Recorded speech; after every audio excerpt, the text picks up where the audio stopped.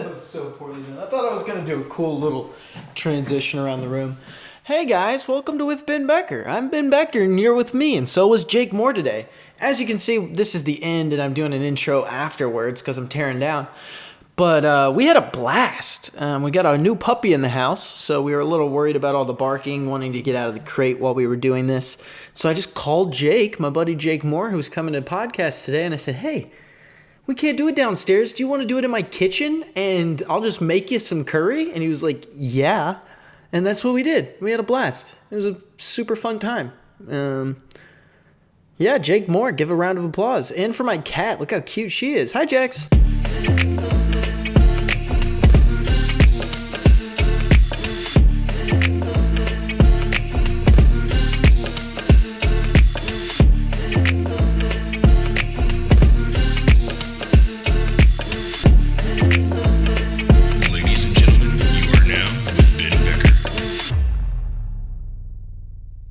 We'll be rolling in 3, 2, 1, on. Everything's going. So the plan for today is to cook food while my buddy Jake gets here and eats that food, and we just talk about life. I'll explain more soon. Oh, I'm already hungry, bruh.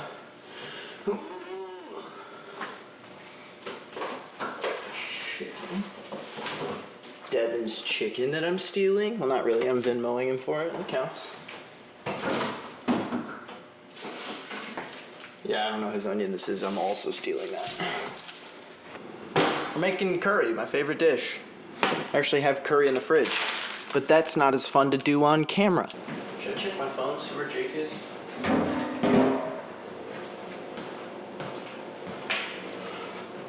Oh, call from Jake Moore. Heyo. I hope you are. Here, I'll walk out. Okay, cool. Peace. Well, that was perfect timing.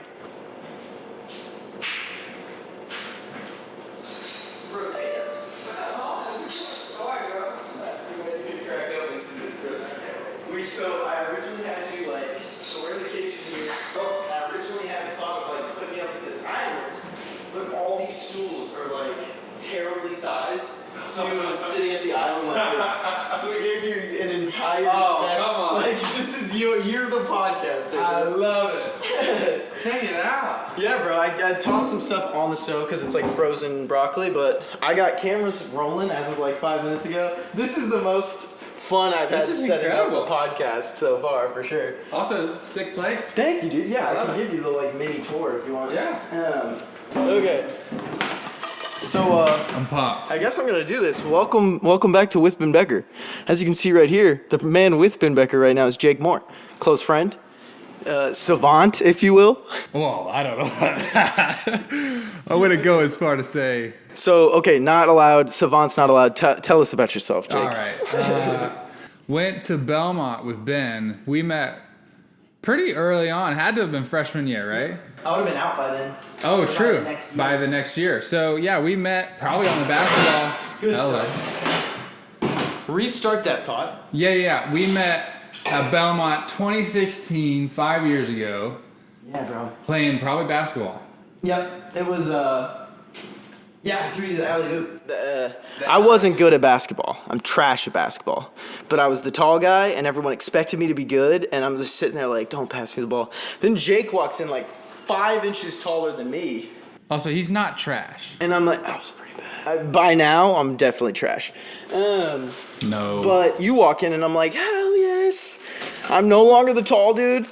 This guy's going to be the one who has to take all the passes. And I was literally watching this man just dunk on everyone.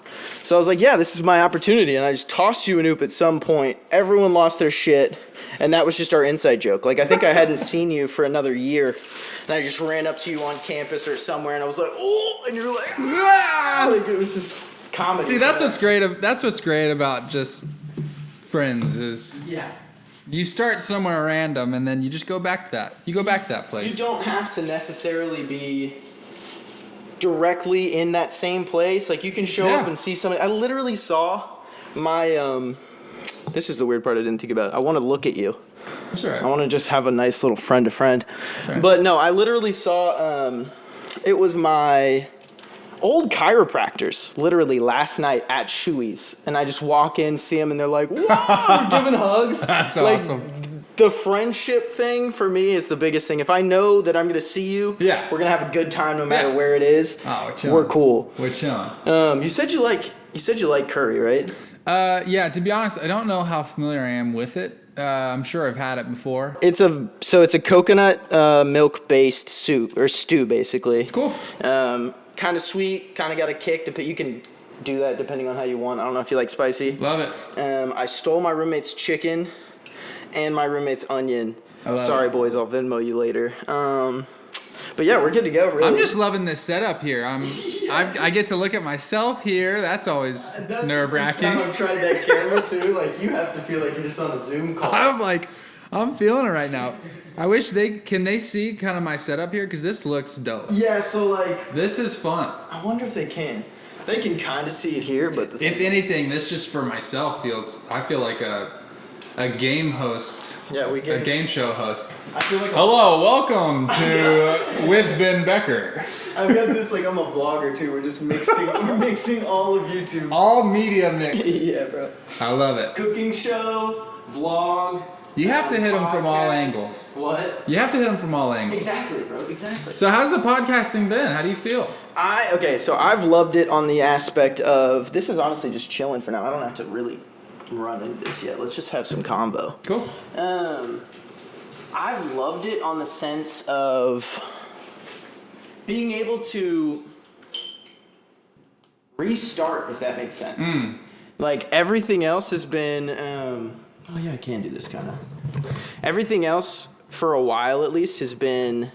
Okay, so I'm doing the music stuff. I've been doing that for 10 years now. Yeah. Like everything about my social media has become music, and it's stayed that way for a very long time. And I've like made relative growth, but like there's just a point where you're like you just want to be a thing on social media and like not really worry too much about what the people you already know see you as something, like how they think of you.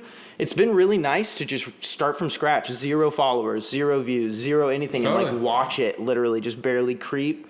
It was like I remember the first night, like 10 followers from my other page, and I was like, hell, you were one of them. I was like, hell yeah, like these are the core that I want, knowing what I'm gonna do. The rest I know really like have to get pulled in, so I wanted to keep it very tasteful with like posting on my own Instagram and stuff. But I think we're almost to like 70 on Instagram. Love it.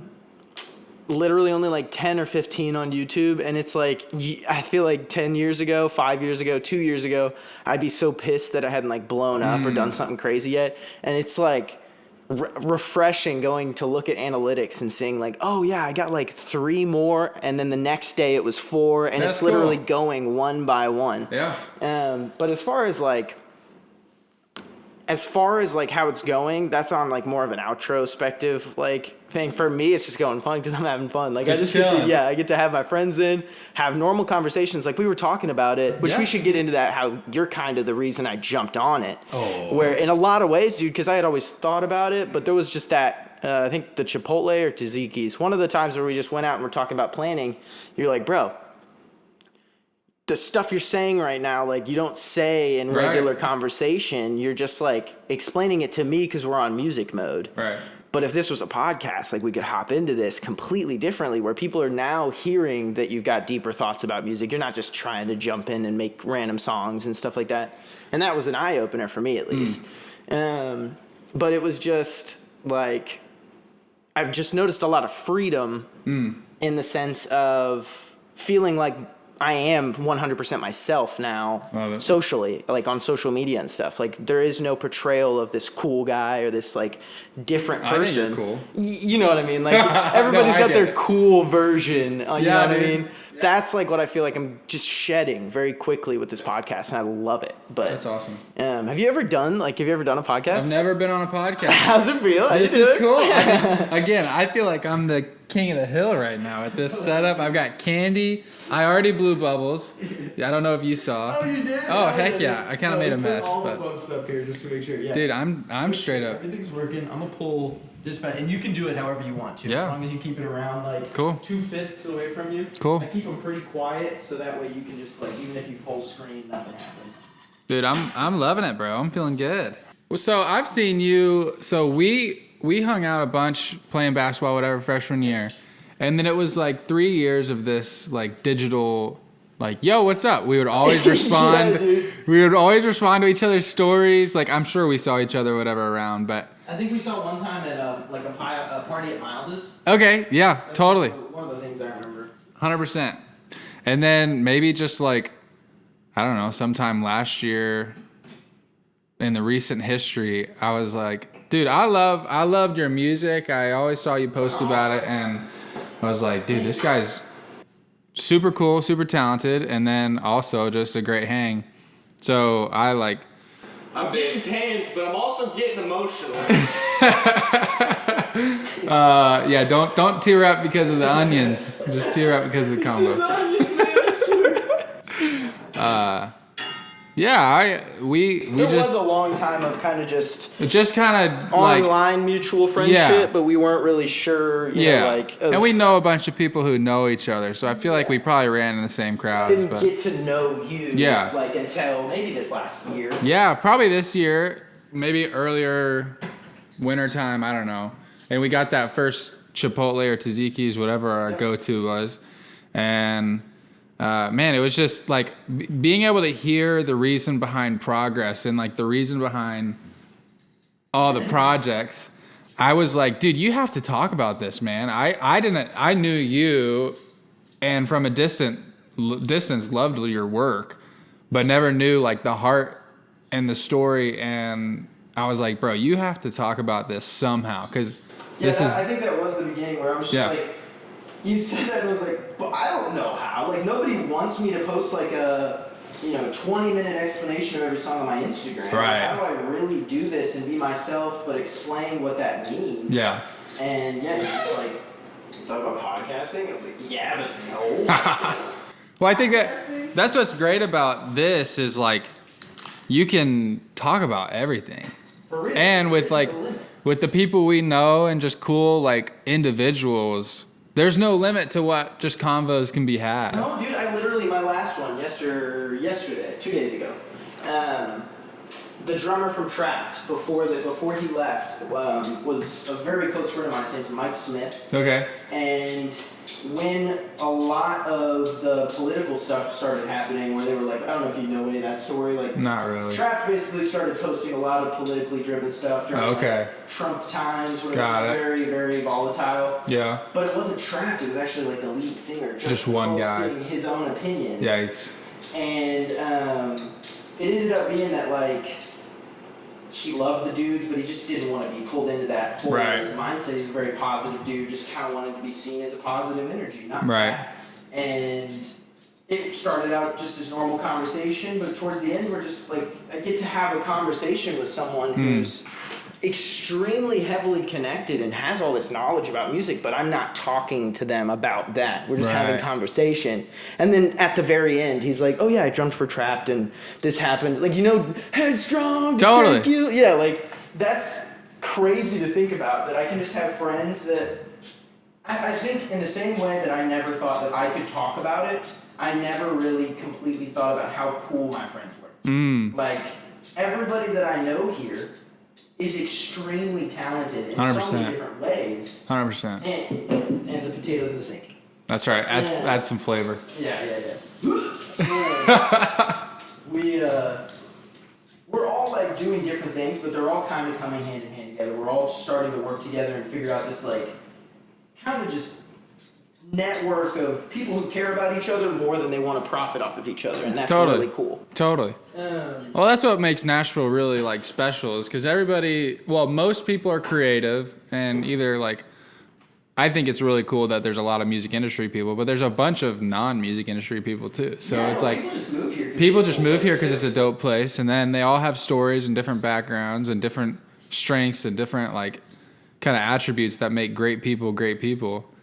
And then like to be able to kind of capture those moments is sick. Be able to hang out with those people, spend time with them. I feel like I've developed the deepest friendships with the people who started out maybe as music, but we both kind of had this mutual thing of like, oh, you're not going to fuck me over. We have a respect for each other. Yeah. There's so many snakes that you just run into that it's just like, okay, I don't know who to trust. And when you have like 2 or 3 people that you know you can, that's kind of all you need sometimes. Yeah. And that's what's like, that was what was cool with us is we didn't hang out. Like we haven't hung out a bunch. We know each other well over years, but we haven't spent millions of hours together. Yeah, I feel like I'll learn a lot about you just in this. 100%. You know what I mean? I'm excited for it too. But I think it's just like, you can feel like, just like the kinfolk. You can feel like the like-minded energy. So that's cool. Honestly, let's do this too. So not on the side of like, hey, what do you do? Let's get into a thought process. I'm like an old grandma that's like not your grandma, but heavily like connected to your family. And she's like, oh, you're out in Nashville? Like, what do you do? Like, I know as a friend, you know what I mean? But what would be your pitch? Like, yeah, well, I'm doing this, I'm doing that for like any listener. So they can also know you're pretty cool. I don't know about that. I'm just trying to catch up to my other grandma here. Oh, okay. Other grandma's killing it. She's killing it. Clearly, look at her peeling potatoes and. I'm an expert at potato peeling, but we're working on the music thing. Yeah. If the music thing doesn't work out, I could see culinary school. My mom always told me like go to culinary school, but then I never understood where you go after that. Like, do you find one restaurant that believes in you and go up from there, or do you just get stuck at some burger joint? You know what I mean? So the meat in the middle was start a podcast that you can cook on. Yes. Music industry related. Part of the plan, bro. Screw the podcasting. I'm just starting a cooking show, bro. I love it. But give us the oh, young man, what do you do in Nashville? Yeah, so I work in artist management, which basic. Oh, nice. Nice. Oh, thanks, Grandma. Basic explanation to that for anybody who doesn't know is like artists needs help with logistics. They hire a manager to kind of help with logistics and career planning. Kind of the stuff that the artist knows is how to make it, but they don't know where to put it, what to do with it, anything like that. That's been talking from experience. Love it. Exactly. Yeah, like artists are so good at creative things and coming up with what the product looks like and what it could mean and all that stuff. And I'm able to just kind of walk alongside them and help them get that to the best place that we can, hear their goals and try to figure out how we can achieve them. It sounds very helpful, like right off the bat, but it really doesn't line. Like, you have no idea how much a manager is needed when you're an independent artist until you have one almost. You know what I mean? Like 23, still necessary. Like, I'm like independent, but I'm that independent person, like literally asking every single person that matters and I know has opinion. So it's like I'm managed by like all my friends. Everybody. Yeah, like it's like they like, that there would be zero contract that just showed up on my doorstep where I would be like, fuck you, I'm out. You know what I mean? No, but like there are a few people that do that. Yeah. And the people that I meet like that, Nina, Miles, you, like there are a few of them, but those contacts are like, okay, no, this isn't about the business. It's about the friendship. Yeah. Nina started off as my manager for a couple like minutes freshman year of Belmont, and we had this conversation of like, it was like a breakup. It was like, I want my best friend back. You know what I mean? Like,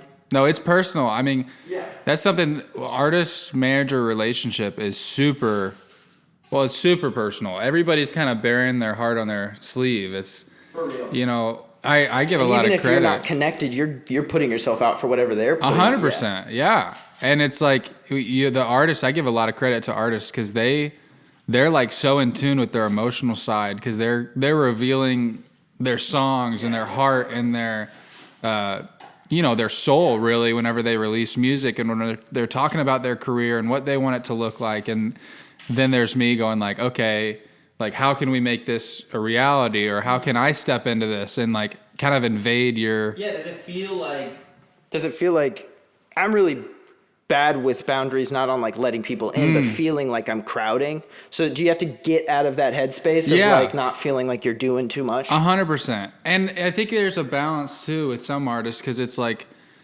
I don't know. There's a lot of personal connection that needs to be had before you're like a pure artist manager relationship. It's like you got to be chilling. You got to be homies basically, because it's you're talking about the artist's family, and you're talking about their schedule and their like what's going to happen to the dog when they go on tour. It's like that's crazy. Yeah. You know, it really isn't just shows. Like you're trying to manage their life. Yeah. That's crazy. Yeah, totally. So I always want to be like respectful of that. At the same time, take the reins. Yeah, be a good like, what's the word? Fiduciary role in like taking care of them personally. And I was talking to a manager the other day who had to speak to an artist about their spouse and how their spouse was affecting their music career. My goodness. That's a meaty conversation. Yeah, wow. You know, and that wasn't me personally, but that's like the, manager role is you get into some hairy situations and you want to protect your artist at the same time respecting, their choices in life. So like if it was, let's say, it's not a musician, it's not an actor, it's not an artist or anybody who's trying to get help to get somewhere. It's just a person. Yeah. If you walked into my life as a friend and just went, hey man, you're not really doing your chores as well as you could, but I think if we worked out something, like I could help you get those chores done on time. Like that doesn't line up in the sense of society with the way we live. You know what I mean? But when it comes down to like, oh yeah, I'm trying to there's not a lot of things where a human is a business. And you know what I mean? Like, no, that's facts. It's like artists are their own entity in a business, and you have to have someone who can run that like it's a business, but also knows how to treat it like it's a human. Yeah. And like, I talk about that with Miles quite a bit, which Miles actually, I think, is just coming out of COVID. So I almost said rest in peace to no, he's still alive, right? Yes. Yikes. Not rest in peace to Miles. I meant Miles is in our prayers. Yes. Hearts go out. I didn't know he was sick. I hope your rest is peaceful when you're sleeping, Miles. Yeah. But no RIP allowed. No permanent rest. Yeah, no. I've been talking with him. He's all good. Cool.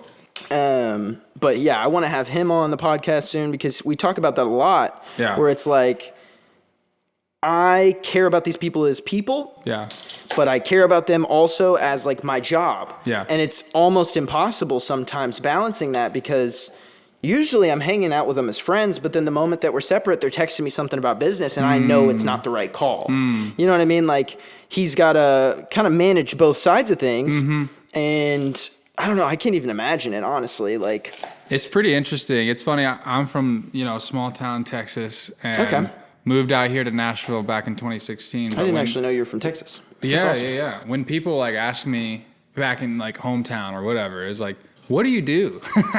I'm like, great question. Isn't that like so annoying to explain to like? It's such a hard. Because they won't even understand it once you finish the explanation. Like there's which I don't blame them. You can't. No, it's not like their fault. No. But asking that question, usually it's, what do you do? I'm a farmer. What do you do? I work at this restaurant. What do you do? I, do this at Walmart or something. Like in my town, very small. That's what you do. You settle down, you get a family, and you grab a couple things and just hold on to those. Yeah. Nothing wrong with that. Yeah. But when that mindset is met with, oh, I'm trying to like chase every dream I've had, and they're like, where's your wife? Where's your kid? Where's your normal sustainable job? You're like, I don't have it. So it always feels like they're just looking at you like, okay, good luck with that. Yeah, it's interesting. It's hard. Even like people in Nashville, well, shoot, even me sometimes, I don't know what my job is. It's like, it can be, it could be, I always tell people it's like, it depends on what's in my like email inbox. Yeah. Cause like, for real. It could be riding roller coaster. It could be high and low. It could be doing shows, or it could be a pandemic where you don't do a show for 18 months, real. And it's... But that'll never happen. Yeah. Oh, geez. I hope we're just getting out of it. That's what I hope. I hope we're finally past it. Like, I feel like there's some energy on my side of stuff with shows and whatnot for the spring. energy where everybody's kind of getting into the mood, or what do Yeah, people reaching out for booking Hell and yeah. show interest, which like that happened a little bit earlier this year, and then we just got sent back into it. That's like another thing too, is like how much that true. I mean, you of all people could really give a good map of how much it really has affected the music industry. Like the past 2 years completely shaped Yeah. every artist's life, not Yeah. just on the side of like, I made the album during COVID, during broken ankle. Like I was in a little hole and I was able to make the most I've ever been able to make. That's not the side of it, but being able to show it to anyone was completely like illegal. Yeah, no, it's really interesting. So I manage a band called Pacific here in town, and Extremely talented band. oh, thanks, Coach. And we released an EP back earlier in like March or April, and then now we've gone like 6 months or whatever. We played a few shows and festivals or whatever, but not like any tours, not like a bunch of shows. And we want to release more music like most artists do, but we haven't even given like a full life to the songs that they've released in March, because that's like where you show off, like you show your music and speak to people is live shows. And without concerts, without live shows, and like being able to like see the music live on its own, we like are kind of stuck in a conundrum of we want to release, but we don't want to replace or like bump down the music we've already released mid-COVID. Because it's like it's like you've got a child and it hasn't even gotten to grow up yet. Exactly. It's not even like matured. It's not even become like what it could be. Like you already know they're not going to get along, basically. Yes. It's not Yes. like one of them's lonely and you're trying to figure out, like, oh, let's have another one to make that one feel okay. They're very independent children. And they're not going to get along. Doomed from the start. Yep. So it's an interesting, over COVID probably 80% of everybody's money is in live show concert commitments. And artists who aren't necessarily, which I would assume Pacific writes 90%, if not all of it. Yeah. But any bigger artist is usually not writing all of their songs a lot of the time. Like the mainstream, top of the top, like just cliche pop, I guess you would think of. They're not getting paid for any of the lyrics. So they only get paid to play shows. That's why there was a lot of panic in the biggest of the big. Yeah, and shows have been paused since March of 2020. We're now in November of 21. That's like super crazy. Wow. It's an interesting time to be in the music industry. I have to believe that live shows and like concerts like will come back, right? But it's also like people have gotten used to not going to them for 18 months. So yeah, dude, we didn't even go to. I forgot to tell my parents. Like, completely forgot about the COVID mandates for shows. So we get there and realize like you got to have a negative test or be vaccinated. And I didn't tell my parents or my family. So we're there for the Doobie Brothers. Oh no. And we have no way of figuring out what we're going to do. But the rapid test ended up being super easy. We didn't realize that. So it was like 2 minutes of freak out. Yeah. Even still, the industry has changed. But I hadn't thought about shows one bit once it was that long without them. And then to get there and be like, oh, I wasn't ready. Like, things are different now. Was an eye-opening kind of thing. Like, damn, maybe like this has changed. It felt so strange. Yeah. Did you have any like fear of being around so many people, or any like moment of getting in and being like, holy crap, there's 5,000 people here? Not for that, which I've been very my entire life. My parents were never big on vaccines for anything that wasn't like polio, like the serious stuff, but anything flu vaccine, they weren't too big on. So I had this weird image of it where I was like, yeah, that stuff you need, that stuff you might not. Yeah. COVID was the first one that felt right in the center. Where I was like, I don't really know if this is like half the population's like, oh, it's like the flu, and half the population's like, oh, you're gonna die the moment it touches you. So I was like, what do I do? Like, I'm a person who's always been like, yeah, my immune system's strong. The only time I ever got the flu in my entire life was the year that we got the flu vaccine, which is how it works. But my immunity was fine from the antibodies for years, and then I actually gave myself one, and it was like, maybe we'll be fine. Ever since then, I've been fine until COVID. I got it at the very beginning. So once we started learning, like, maybe you're chilling with, the antibodies in general, it became this sense of, like, test. And I'm talking like a year and a half, 2 years ago when it was still brand new. And I remember I go from Nashville at its absolute most lockdown to middle of nowhere, Missouri, like my hometown. I'm loving it there. And Jack goes, "Do you want to go to the rodeo?" And I remember just being like, "What? Like, go to the rodeo right now?" He's like, "Nelly's playing." And I was like, "What? Nelly's playing at our small town rodeo right now? Like, what?" And we went. And I remember that was the first time where I was surrounded by people. And I felt like I was the only one who even knew there was a pandemic. And so I was half terrified to touch anything. I would go to the porta potties and like barely touch anything. And then after that, it was like 4 days of fear where it was like, I'm going to get it now. I'm going to get it now. I'm going to get it now. And I never did. And that ended up being the first part where I was like, okay, it really does come down to like how often you're just running out into the earth. You know what I mean? If you're really at a bar every night in Nashville, you're going to get COVID. You know what I mean? Like, doesn't matter whether you're vaccinated or not, you're going to get it the more you are in an area with it that is possible. So I'm just chilling usually. I don't have a sense of fear when it goes to something like that, especially knowing it was at Bridgestone. But the sense of fear mostly comes from, the lack of fear mostly comes from, like, I just had a full conversation with my general care physician, and he was like, "I'm not a TV doctor. I'm not going to tell you need it because you're 23. There's really no health issues for a 23-year-old, but why not get it?" And I was like, "You're right, but I still just want to, like, trust myself here." And I've had conversations with people who are on the opposite side of that who are like, "No, I respect that." And I've had conversations with people on the opposite side of that who are like, "You're an idiot." And like, it should be this is the first time I've even talked about it on the podcast. It should be something that we all talk about. You know what I mean? Like, it should be an easy, open question topic. Totally. But we are so fearful that we don't just say, "Oh, well, did you read this or did you know about this?" It's just like, "Hey, man, stay away." It's become this distance type of like, no, you're different than me now. And I don't want us to have another reason to divide. Totally. Man, it feels like we're in such a divisive like culture and world right now where like everything is like a battle.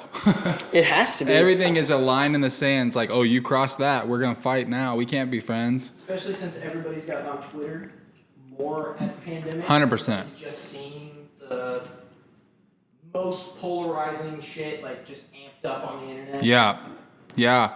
No, it's tough, man. I mean, we live in a kind of brutal world, right? Well, I'm sure every generation lived in a brutal world in different aspects. Yep. But this is like, it's pretty scary out there. It's literally, for a lot of people. The way I think I explained it I think it was on the Cam episode, like episode 4 or something like that. I said, like, every 100 years, probably not 100, maybe every 500 years, there is a series of people just being burned at the stake for being disagreed with. Like, was it Aristotle or was it like Socrates? One of the deepest thinkers was literally whoever thought that everything revolved around the sun, whoever taught us that everything revolved around the sun, was killed before they actually figured it out. And then they were all like, "Oh shit, we killed, my bad." Really? And so it's like we're on the virtual spectrum of that right now, where like you can get canceled and live the rest of your life in silence. Totally. But you're not allowed to be a part of society. Yeah. It's just the strangest change. Let's get a little update of where we're going here. Yeah. All right. Onions chopped. We got coconut oil or coconut butter in here melted down. About to take these potatoes off. Broccoli's been slightly thawed. Got to chop up the chicken. Then everything goes in there. So we got to start with the curry spices. Got to chop up the potatoes and toss those in. I need to start timing this a little better now. What do I go back to start this? Because I have the video now. New movie. Yep. That's another thing I like too. Is like this is partially all audio, so there can Right. be a piece where the camera just disappears and the whole video is not ruined. You know what I Yeah, mean? Like yeah, I can yeah. just stop things and do stuff like Totally. one thing is being recorded the entire time. And that's Gotta fix the hat. All right, I think we're rolling.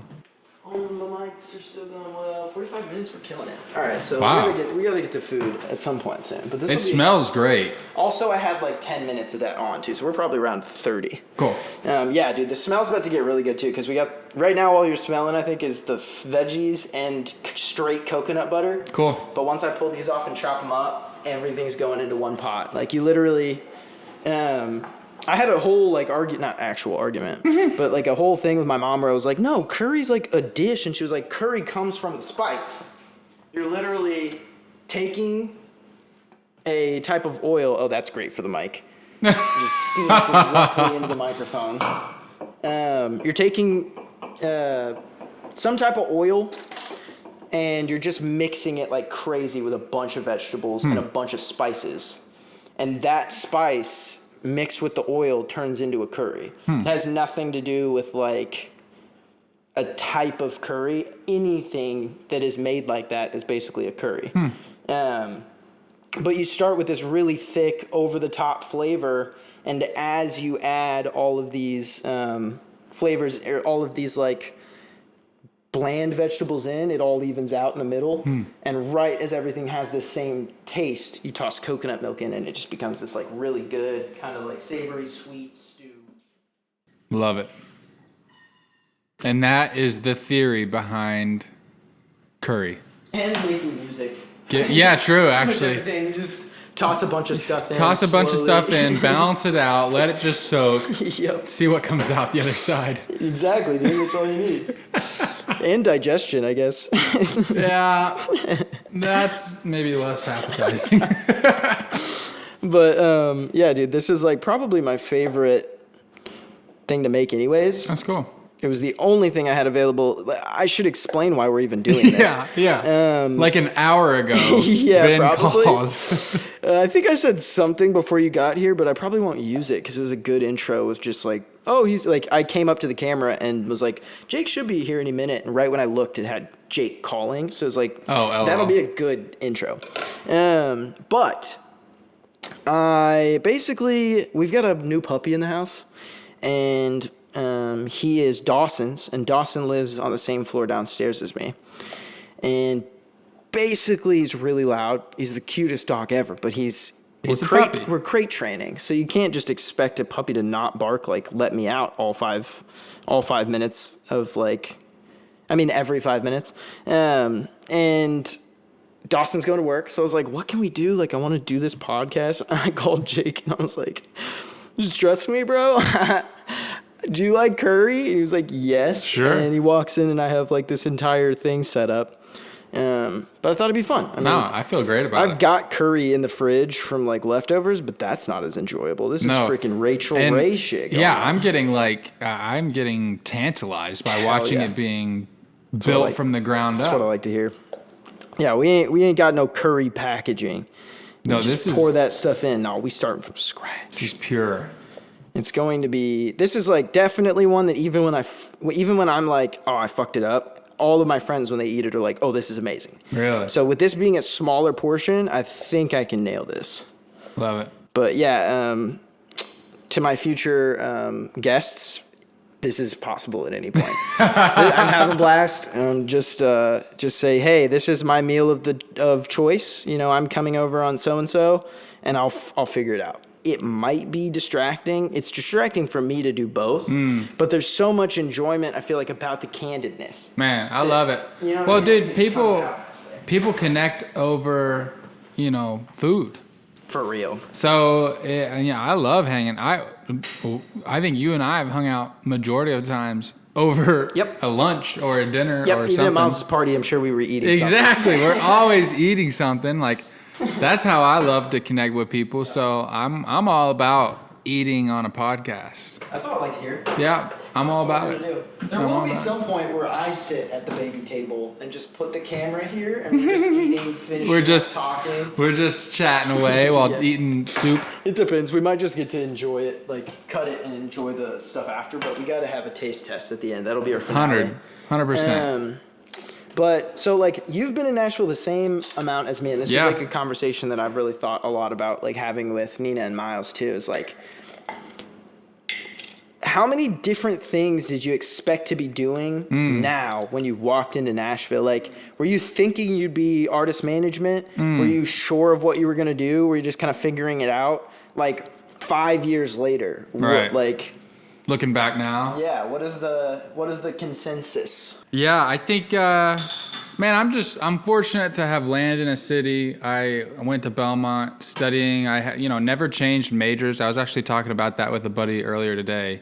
I had a lot of friends who did, yeah. Yeah, my buddy changed his major 3 times, and his little brother's about to go to school, and he doesn't know what he wants to do. Man, I was fortunate enough to have kind of a vision of what I wanted to do. Not exactly what I wanted to do, but enough, like, I wanted to be in the music industry somehow. Yeah, you know, I knew I wanted to do something around the creative music industry process, and went to Belmont, met my wonderful wife freshman year, so we were just locked and loaded all through college. I mean, shout out McKenna. I was just fortunate to get in and like have decisions go right and have decisions go my way, to be able to go like, okay, I want to be in the music industry. I'm studying music business. I've got a wonderful, woman on my side that gives me a ton of stability and reason to make great decisions. And then I started in booking, trying to book artists, worked at a booking agency. Then I flipped over to a label. And each time I was like I like what I'm doing. I like parts of what I'm doing. You could feel it. I like the ethos of what I'm doing, kind of like the bare bones of like artist services. I want to be close to the creative. Like I've always loved music. I've always loved people.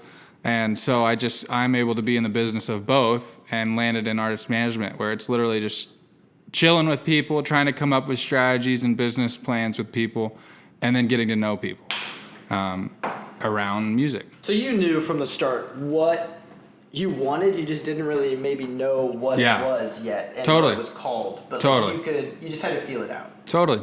Yeah, so I've been in management now since 2019 probably.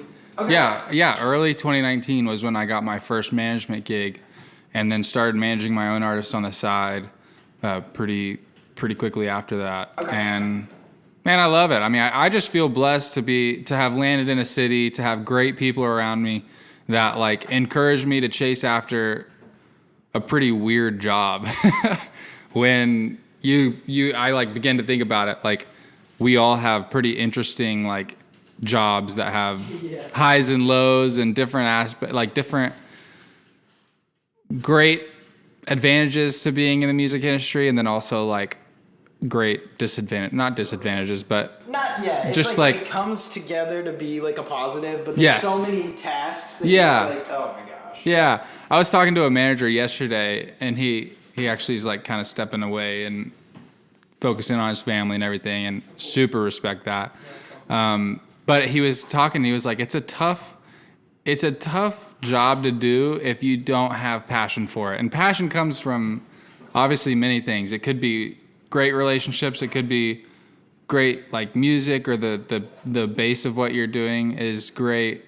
Could be timing. It could be anything. Passion could be anything. Blow up after a viral video. Yeah. There's so many things. But when you have to have passion to be in this industry, and if you don't, you're like, you don't feel fulfilled.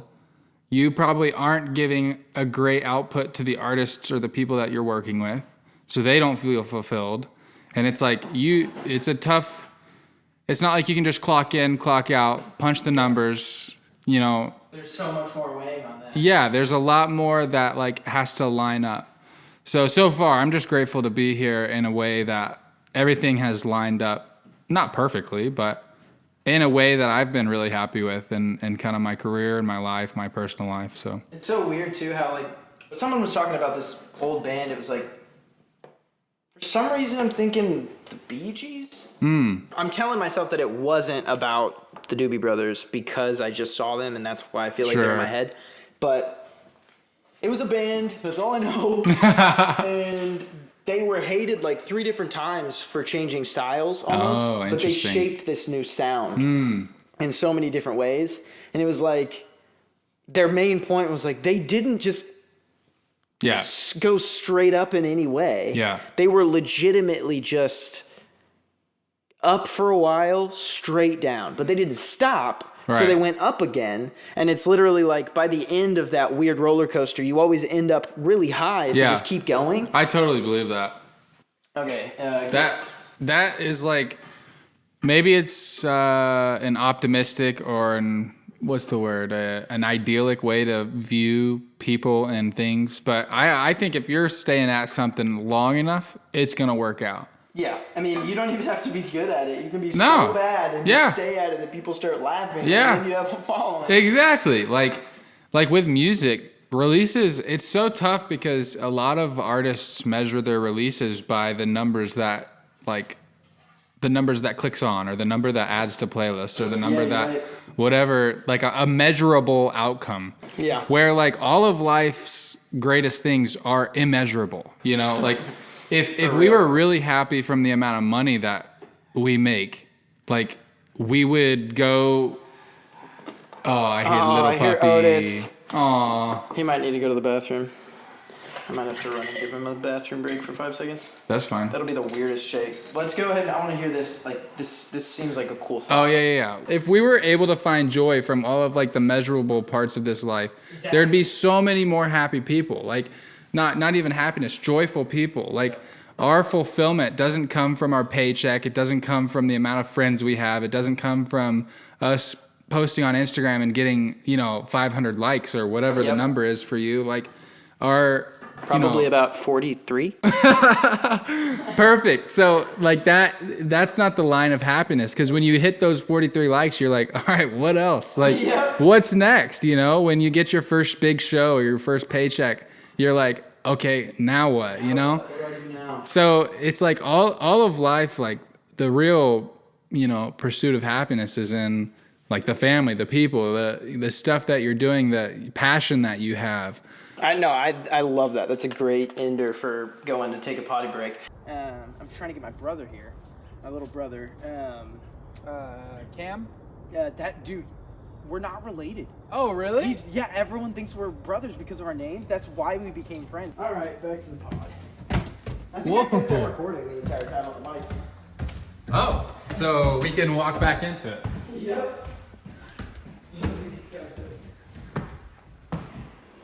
And we're back. Do you remember how you set this one up? Yeah. I will steal that one. And welcome back to the kitchen. With Ben Becker.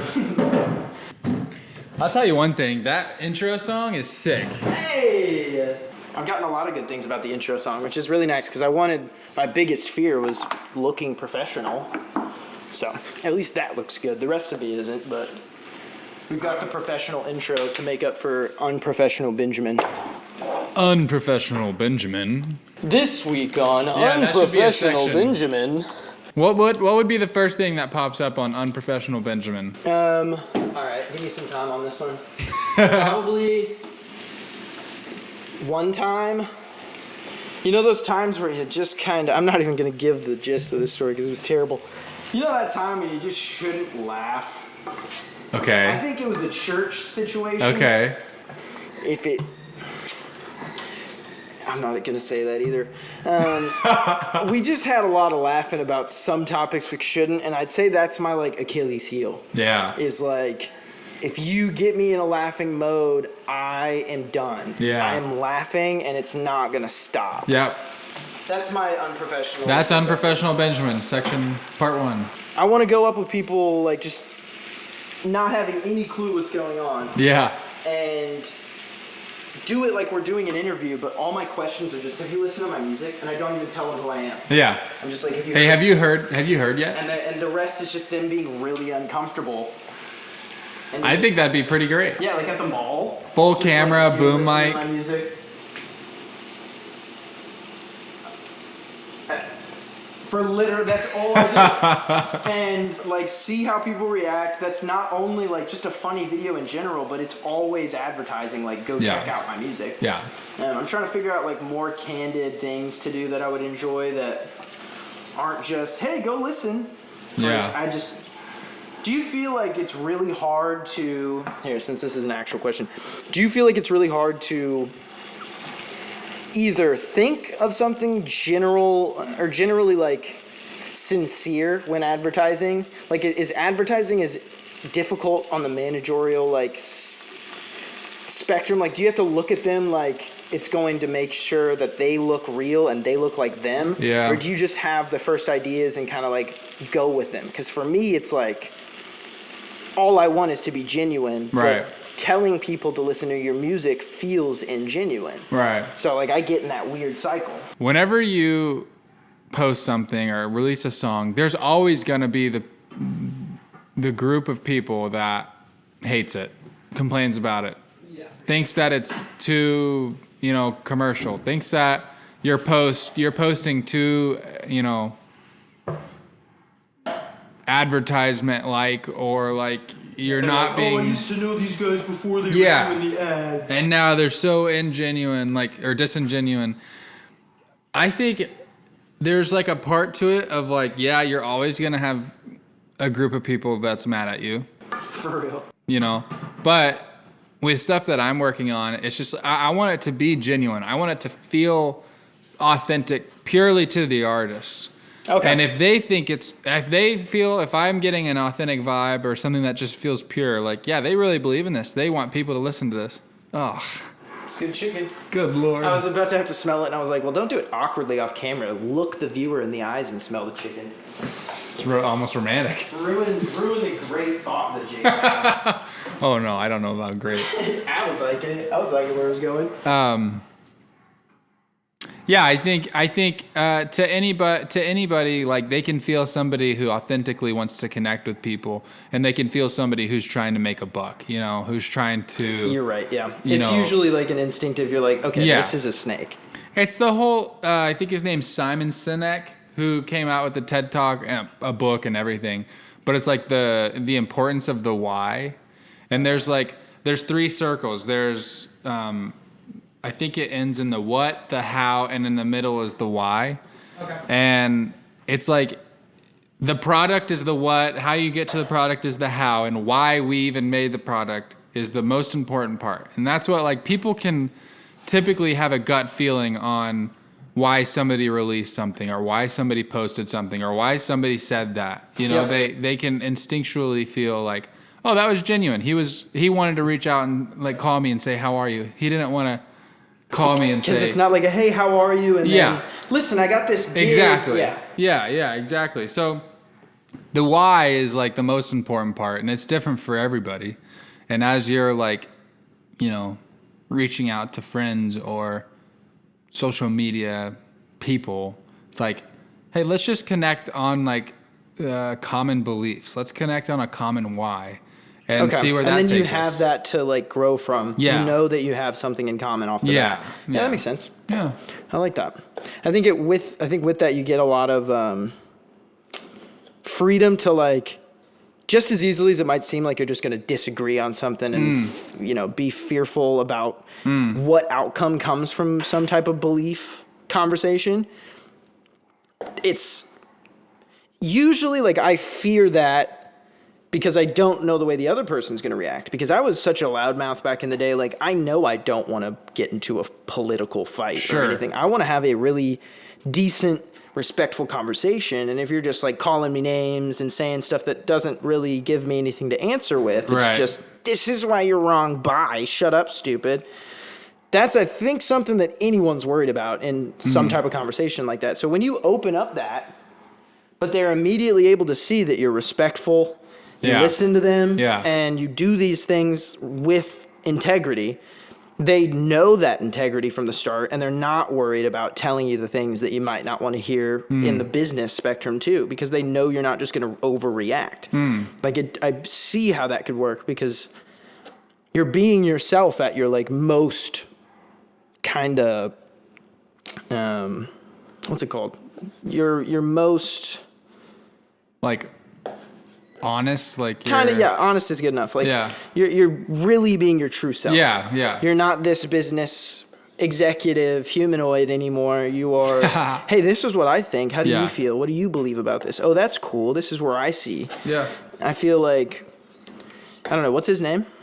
Simon Sinek. Simon Sinek. With a T or a K? K. K. Yeah, I'm gonna have to look that he up. talks about like Apple and like how the why is being the most innovative computer company. The how is they do that by selling, technology, computer, iPhones. And the what is the iPhones, the product, Yeah. And people don't connect with Apple because of iPhones. Everybody makes a great phone. Like, Yeah, that's true. There's so many people, there's so much data and technology out there that like there's probably better designed phones elsewhere. There's probably better laptops elsewhere.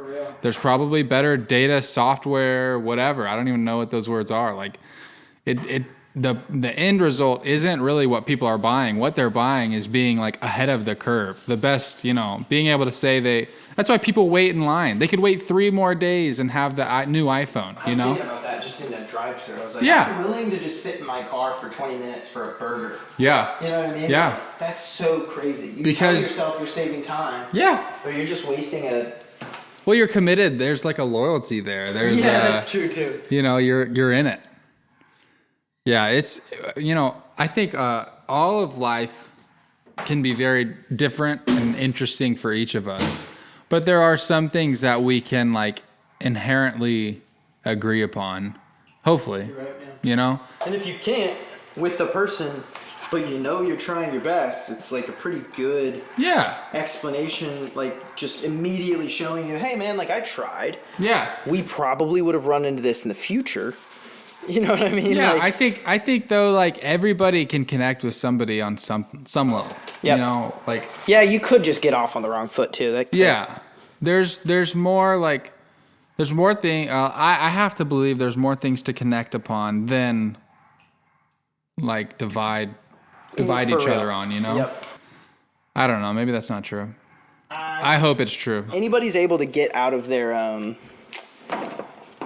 own head, own ignorance for 5 seconds when it's brought to their attention the right way. Right. Like you could have the most ignorant human being finally shut up and go, "Oh, I'm wrong," just from the right sentence. Mm-hmm. And like, I guess it comes down to more like, especially on social media, you have so many different sentences. So many different things showing up in every direction, from every direction, and every speed. Yeah. Anything offensive, funny, like just lovely, like beautiful, anything, but it's all in one little form. Everybody gets so used to just spewing their first thoughts rather than sitting back and going like, how can I say this best? Like, how can I really say this well? And I know for a fact we're very, very close to like getting past that with social media. I think people are getting tired of this weird wall of social media. But like, I don't know. I the same as you. I want to believe. I do believe. I think it's going to happen. I think it's out there. It's just the negative. It's the minority that sounds like the majority. Yeah. It's the group of the 10 or the 1% that is so loud, For real. And it's like everybody is being literally like, we all have the ability to just look at each other and be like, we can agree that we don't like this. You know what I mean? But we're instead disagreeing about other things we don't like on it. Yeah. You know what I mean? Yeah. Like nobody likes the fact that we're all mad at each other. Right. But everybody's fully aware it's easier to be mad on there than to face all of the stuff in the real world anyways. Totally. So, like, you feel like an advocate when you're just yelling about shit. You feel like you're really doing stuff for the world, but really, your aunt saw it. You know what I mean? Like, I don't know. It's just... I think there's just like right now, there's no hiding like there is probably out there, but nobody wants you to hide in what you think on every level of like your person, you know?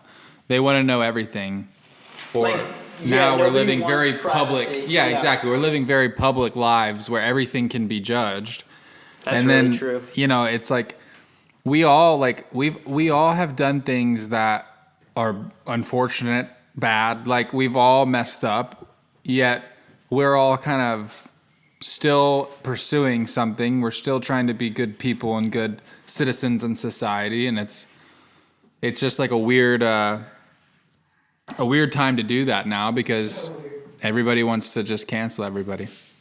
But I still have to believe that there's good people out there, and it should be easier to connect with people than to run away, you know? And it is, but it's like we're finding ways to almost like... Man, but that's why the music industry is fantastic, because music connects people. You're so right. You know, it is the... You can pull anybody from any direction to scream a little free bird. It's the most utilized language across the world. You don't have to speak the language to feel the emotion, you know? Like, you could be anywhere and connect to a song, you know? And that's another thing I was talking about with Cam, is, like, you walk into the world with music at your fingertips. You never even realize how much is going into it until way down the line. And some people still don't. But, like, you are brought into the world, and there's probably music playing, like, at that point. Seriously. In the hallway, something like... The amount of appreciation that it deserves that we don't give it because it's a normal life thing is crazy. Yeah. It's vital for people's happiness. It's like, I don't know, like there's a lot of people that just don't care about the content as long as it sounds good, but I can tell that you do care about like what the music means and what the integrity behind the actual work. Yeah. And I think that's one thing that I definitely saw and was like, yeah, no, I respect that about this person. Thanks, bro. But, like, do you see that is that one of those things where you see it in the industry with people who just don't really care, they just know something's going to make them money? Do you see that negatively, or do you just kind of see that as like, just let them do what they got to do? Yeah, there's people out there. There's roles for everybody, you know? I think there are more in the older generation, a lot of guys who have their way to do it, who have, A&R'd records since the 80s, you know? And they think that it just matters about the album cover and what that number one song is, what the radio hit is. Where now we're jumping into freaking, albums are becoming more rare. Or the use of them is becoming more rare. You still have to kind of package them, but like the music industry has changed so much, and as has a bunch of business processes. The world is changing. Like technology has changed, like how everybody does it. I mean, 20 years ago we weren't freaking scrolling on our laptops, using QuickBooks for accounting and selling our homemade products to everybody else on, Instagram. Like it's a whole different world. How different everything is. Yeah. So it's, there are definitely people who are still in a traditional sense, and they may still be doing well, but I feel like our generation is going to be melding or being able to shape the future. Yeah, we get the old world from history, but also just we were born in the technical era in so many ways. Like cell phones became a thing right before we were born, totally, and then just became normal with us. And it's like we're the people who get to change how we see these things from the beginning. Yeah. As we get better with seeing them, we get to start to influence the way this stuff affects us. Totally. Rather than just saying however it affects you is your fault. It's like, no, this is a bigger thing. Like when I'm saying this, I'm saying social media, technology in general is just bigger than we ever imagined it would be. Yeah. So why not find ways to modify it to fit us rather than us fit into it, and just kind of make it work. Sure. We have to, like, I don't know, it's like, I know we're having conversations about stuff we probably can't fix on our own, but it's true. I feel like everybody feels this way. Yeah. Well, and I think I just want people to know they're not alone, you know? It's like artists can feel everybody can feel super lonely. Like managers can feel super lonely. Agents can feel alone. Artists, freaking accountants, whatever job that whoever's listening to this has, just you gets know? lonely, dude. You know, life can always get lonely. So and that's what I love about music. That's what I love about a podcast, is being able to connect with people. That's like my freaking goal in life, is to be able to just hang, you know? Yeah. Just be able to just chill. Like go grab Chipotle and talk about like what's important to you. Oh, cool. I never want to be like the guy who walks into the room and like can't be there because of some random instance that shouldn't affect me. Sure. What do you think like the music industry is gonna be like in a few years as like technology continues to grow? Okay, two sides of that, because technology is growing so crazy and everything, and here's like a. Oh, I love it. We're almost done. I'm about to toss the coconut milk in there. Love it. We've got like tech world that everybody's getting used to very drastically, and we have the old school kind of like analog everything beforehand world that people are slowly like hand in hand understanding more about that context, and also just like we're growing from that in so many different ways. But for the music industry, when I look at every single other model, it's like we never really utilize technology enough. It's always like our government, every, what's it called when you go to DMV? Every DMV is a wreck. Yeah. And it's like if it was all just walk in, snap your picture on there, everything's touchscreen, you don't have all these grumpy people that are working jobs that shouldn't exist anymore. You know what I mean? So like, part of me expects the music industry to do something like that too, where we never really develop how we could. But the other thing is we're one of the few very experimental industries where we don't really know what we're doing. We just want to make music and make things good. And, you know, like there's a large there's a machine, like if somebody's got control, but with us growing in this new era, there is a possibility of music just really being the thing that succeeds with the tech world rather than gets like eaten up by it. Yeah. And I hope it does. Yeah. Yeah, I think that's interesting. I think in the music industry, like the artist has more power now than ever before. You look at Chance the Rapper, like pure independent, like artist that never signed a big record deal, yet became one of the biggest, like, you know, sought after artists there is right now. Like that's what has opened up. That didn't happen 30 years ago, you know? Like for real. That didn't happen 10 years ago. That like the artist, they went from like power being in probably label executives' hands to, and they still have power, being obviously. Being independent was kind of impossible before social media, I guess. Yeah, because now there's artist services everywhere. You could hire your own label team. It'd be hard and probably expensive, and that's what, you know, it's tough about it, but it could work out for you. And for a lot of people it does. But yeah, it's definitely changing. Technology, processes, teams, culture. I mean, they're all changing.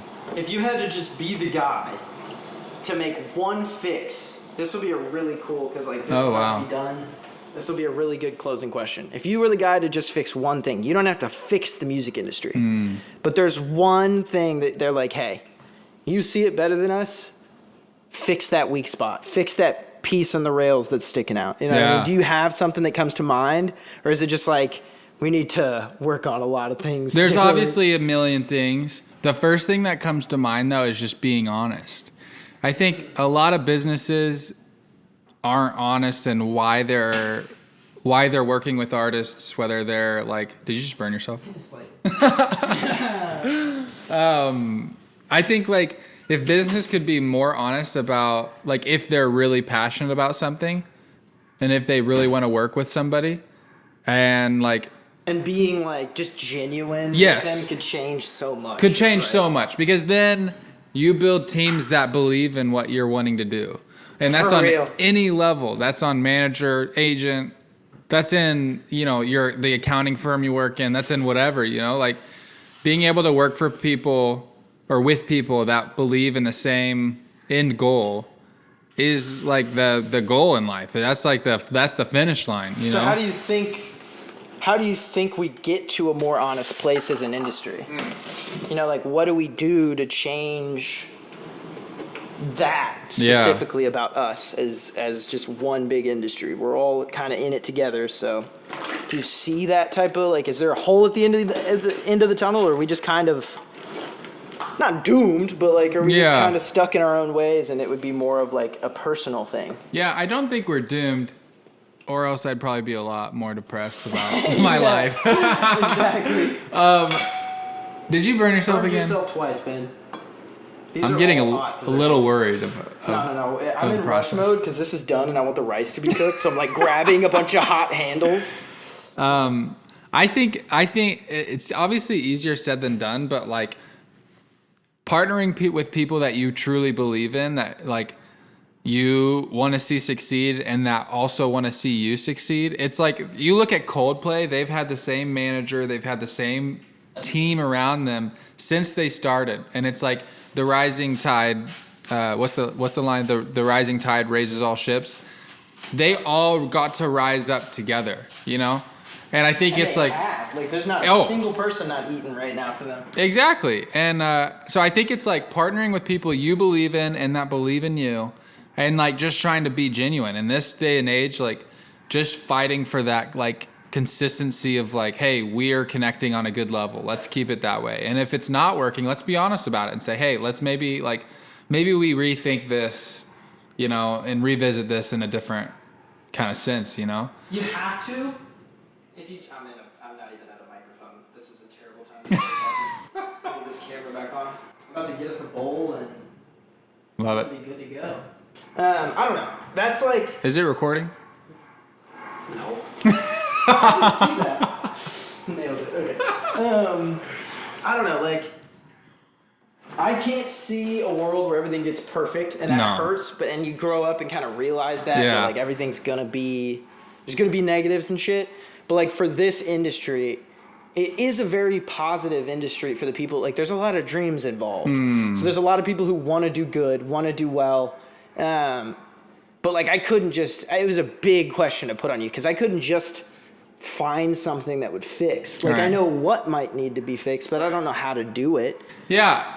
I don't think there's 100%, an A+ grade. Yep. I think there's better. I think there's better than we are now. I think there's good, I am going to believe that there's great people out there. I'm going to believe that they are in the industry or in whatever industry that we want to talk about, that there's just good people out there that aren't going to screw people over, that aren't going to take advantage of people. And I'm just going to believe that they're going to do more, and people as we see good, I hope that good spreads as he tastes. I literally could not have said that better though. First off, curry's dank. Second off, that's there are so few people who just care enough to hope that people will just do the right thing. And I've gotten burned that way, but I'm not going to change it about myself because it's not a sense of ignorance. It's a sense of knowing I'm prepared. Yeah. I'm prepared mentally and physically for if this person's going to burn me. I've got 5 other routes. Right. But this is a person that I will put my trust into. Right. You have and to. expect them to do what I would do for them. And if they don't, they are not ready for what I'm ready for. Yeah. You know what I mean? I don't know. That's a great thought. I was talking to an agent that I work with, and early on when we first started partnering together, he said, if we ever, have a parting of ways, I want the writing to be on the wall. And I think about that often with my relationships. I want the writing to be on the wall because I want us to have talked about it. I want us to have tried to figure it out. I want us to have approached what went wrong and saying, hey, I don't feel respected in this way. I don't feel fulfilled for whatever, ABC reason. Oh, this is it? Taste it. It's probably hot. Just get like some. Get a little of the juice? Yeah.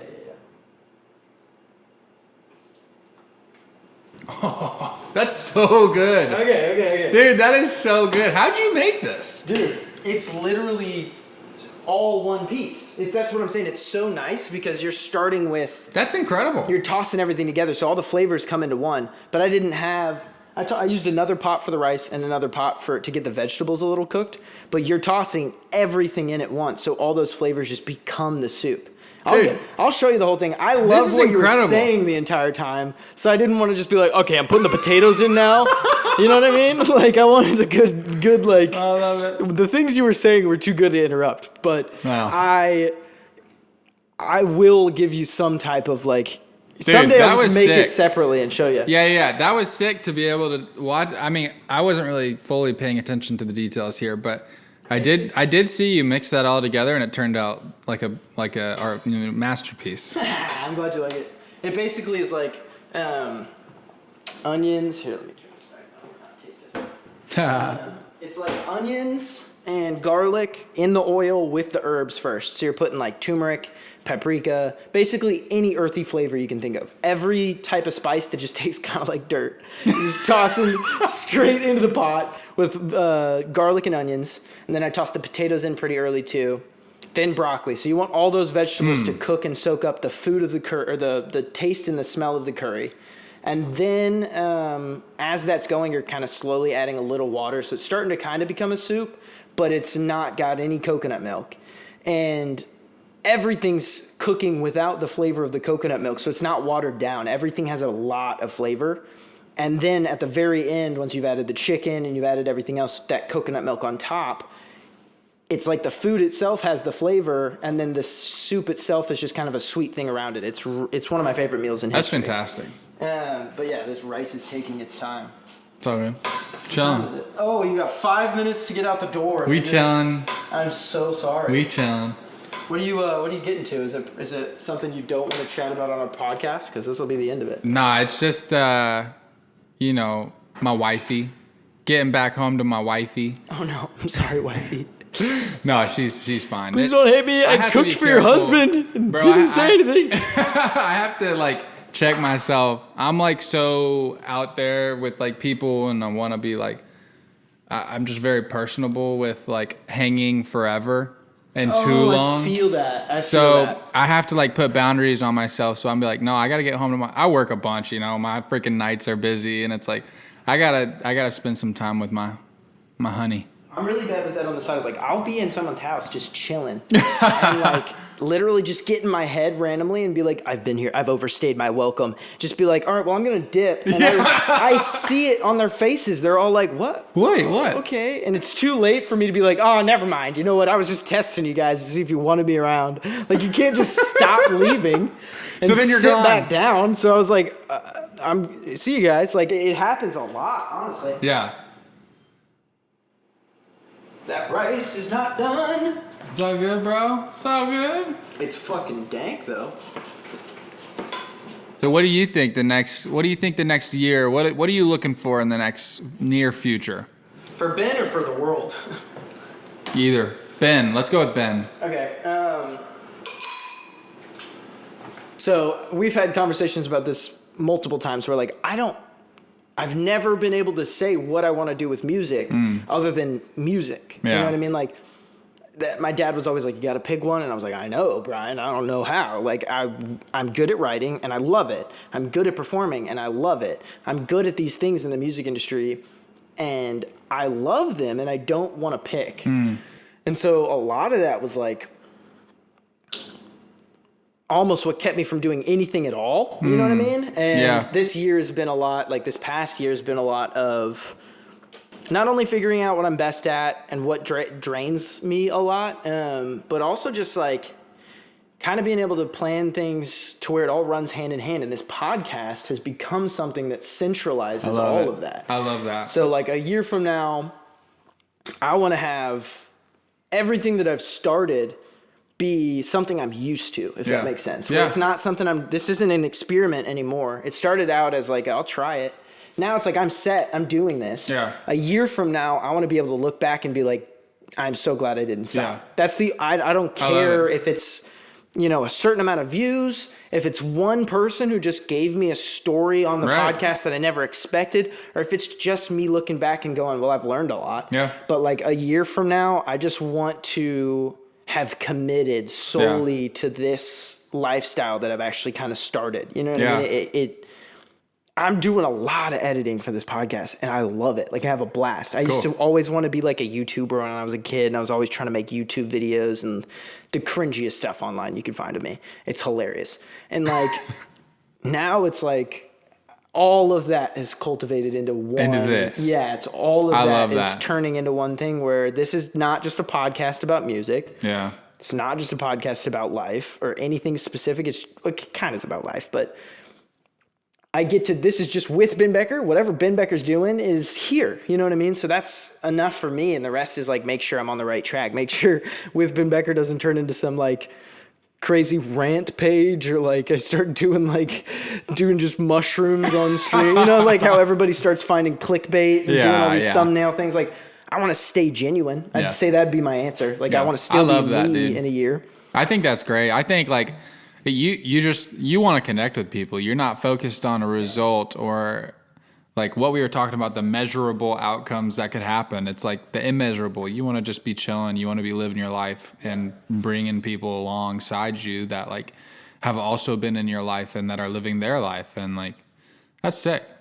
I think it's all I can look for, honestly, other than, I don't know, I was firstborn, so I didn't have this, like, I looked up to my parents and family and stuff like that, but I didn't have, like, someone growing up with me that I looked up to. I kind of had to be leader role, and for a while fought that in a lot of ways and so many different things, but now it's like, this is something that I get to lead, and I don't feel like I'm forcing it on to people. I feel like it's something that I'm starting and enjoying, and as people kind of get in that comfort zone, they're starting to enjoy it with me. You know what I mean? So just to be able to, do something, but not feel like I'm forcing it on the world. I love it. It actually seems comfortable. You know what I mean? Yeah. I think that was a big scare for me, was just making sure it looked comfortable. Okay, look at this rice. This is minute rice that I don't even know why it looks this good. Looks fantastic. That's like minute white rice. I told you, bro, with a smaller batch, it was going to be dank. Dude, I'm amazed. You've perfected this. Yeah, I make this quite a bit. I mean, I said there's literal leftovers of it in my fridge. How many times, like, do you do this a week or... Cooking or just curry? Curry. Maybe like... So since it's so... Like, this was me doing a lot of things at once. Right. So it's like I was heavily distracted most of it and kind of scatterbrained. Was like, oh, I should have put this on. Usually when it's like one meal that I'm making all at once, it's so easy to just throw it together really fast. Yeah. So I'll have like 4 ingredients that I know I can use for a curry and just make it. So maybe once a week, maybe once every 2 weeks. But cooking wise, like I literally woke up yesterday and made like 10 breakfast tacos for the boys. Like, I love it. I just like cooking. That's awesome. I've got a video of me at 3 years old pretending like I'm Emeril Lagasse. That just a little bam. I don't know if you've ever seen that, but if you have, no, it's amazing. He was like, I thought it was him, basically. I love it. You ready? Well, I'm all for it. I'm ready, bro. This will be like, we're not going to eat and podcast. This will be how we close. You don't have to be all polite and like, you can take a bite, but I'm hopping this bad boy and we're going to... I hope you can see the food here because it looks so good. Tell me if the saltiness of the rice fits well with the coconut or if it's almost like fighting each other, because that's what I'm wondering right now. Is that right? Hell yeah. Bro, this is fantastic. Thank you. This is so good. Thank you. Dude, I love to cook. Like, no exaggeration. I could do this for the rest of my life. Not experienced in the curry world, and I'm really happy with this. Hell yeah. I'm going to order curry next time I go to a... Yeah, go to Siam Cafe. Shout out Siam Cafe it's right next to McCall, I think on Nolensville. Oh, okay. Just right down that road. You know what I mean? How it just runs through Nashville. Yeah. Literally best pad thai and best massaman curry you'll ever have in your life. But they sell it with we did it. They sell it with love it. just onions and potatoes. Let me get a little closer out here. We're gonna go eat our food. Wait, let's make it even more awkward. We're gonna go eat our food. Woo! And that's basically it. But if you enjoyed today's experiment of a podcast, which I did, I think he did. I think he had a good time. He's eating food, so like you can't complain. How could you not be happy? Just, come on back to with Ben Becker if you want more strange experiences like this, because I don't know what I'm doing. And I think we're enjoying it that way. Oh, we're loving it, bro. Yeah. Thank you for chilling with Jake Moore. And again, thank you for chilling with Ben Becker.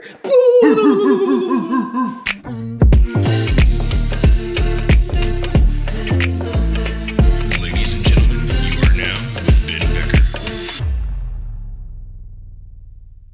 Thank you so much for checking out this podcast. As you can hear, the audio quality on this isn't as good because I not only have a cold, but I'm also recording this on my phone.